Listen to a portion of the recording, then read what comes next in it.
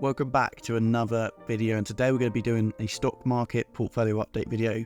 It's going to be interesting because things have changed in the portfolio, so let's get into it. So the first one is Apple, and I've had this for the last 3 to 4 years now, and wow, like it just shows time in the market is better than just timing the market.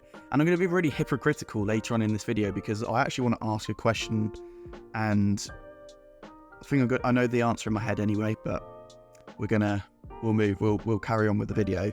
But Apple up 85%, and yeah, like I said, I've been holding this 3-4 years now, so not bad return at all. The only thing is I never put more money in. I just bought them 7 shares and left it. Apple's just like that solid stock that I hold, and also on top of that I use their products every day. I'm in the ecosystem, as you could say, with Apple, the MacBook, the AirPods, the phone. Do you know what I mean? You even end up using the AirTags to make sure your luggage is safe and things. Like, they've got you in that ecosystem. But I do like Apple, and they do make really good products, and that's the thing. People always end up buying the next iPhone and the next MacBook or the next AirPods, whatever it is. JD. So I've got JD.com, which is, well, I've got 30 shares of this and I'm up 5%. I bought this because I believe, was it earnings? I can't remember now. They just plummeted a bit, and they've not really taken off that well at all. They're very undervalued as a company, and I thought, why not go and buy some JD.com? And my thought process was as well, I'll start averaging in. I'll put 500 and something pound in, and then start putting 250 in each time it goes down. If it did go down, if it doesn't go down, then I'll just leave it and let it go up, and that's the amount I'm happy within.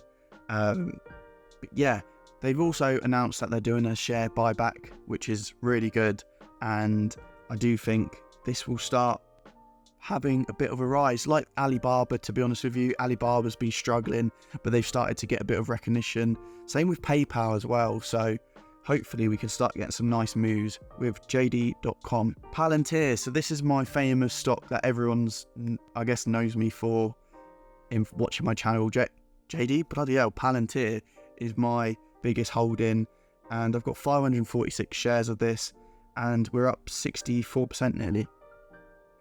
And it's at $31.58, and it's starting to get the recognition and what this company is all about and how amazing this company actually is.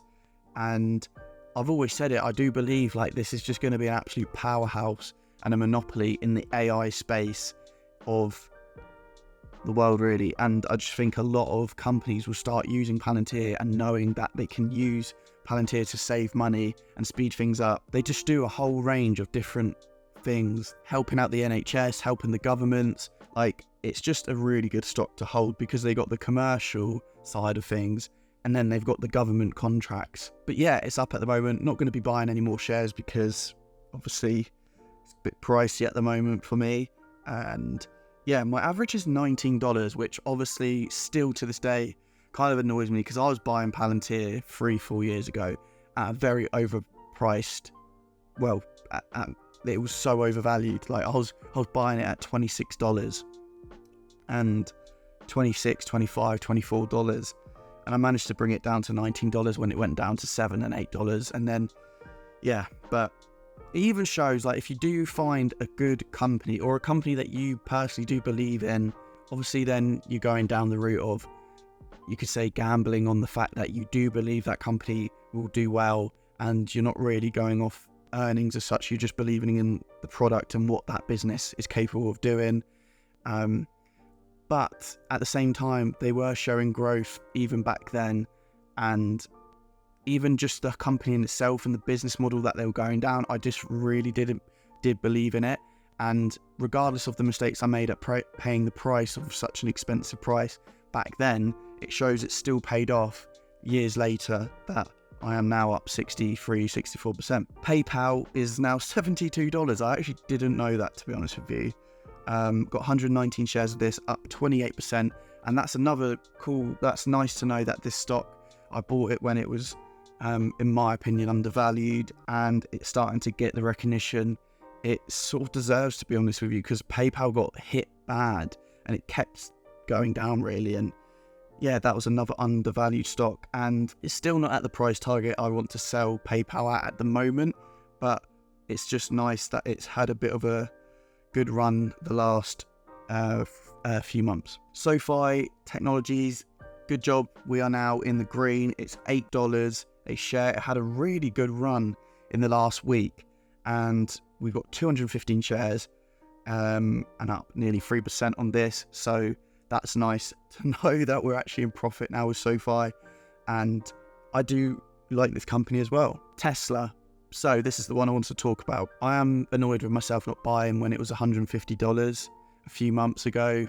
It is what it is. It's so easy to say that now. I think I'm going to be kicking myself if I don't buy at this price as well.